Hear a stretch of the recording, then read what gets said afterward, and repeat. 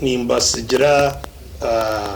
amatsiko go kugira ngo ihangariye itu nihangariye no bugiga butari kugambika in fact inkwame ngo ruyihango munsi zone ziruhanga yatiraye ahanseje yerukwingana so bugiga nko bwa Uganda kandi n'abantu ba Uganda n'abantu barungi so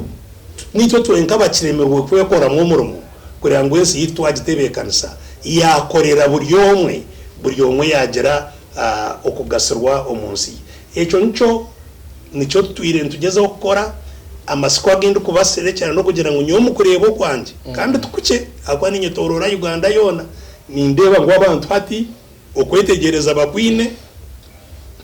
abantu baryakisika hati nambwe nasikukure itukuzamu twine rukumanye okwaragira bemu no hingire kitoke takumanya yacera araro mu rutoke abuko abagwito babone njara ndiye kubamaraho yes so embereje twena ntwetenga kushaba mukama witu ruhanga abo kubarahanga tine cyaremwa kandi twena ntubushimiye kumanya ngo ruhanga no buringaniza ruhanga akatuhanga umucishanike twena ngo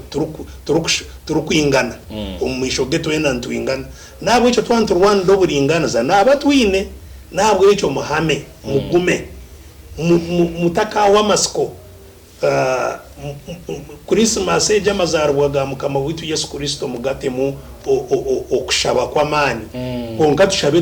turukwesi bibiri kurango umwaka gwatandika twareba ngo twataho inkora yona yo kutebekana sihanga ryitu rero ritukorere ekiturkwenda mwebare munonga mwebara baji GNTV yes. Abo mugishaga umwampa ubwo murundo rwanje go kubanza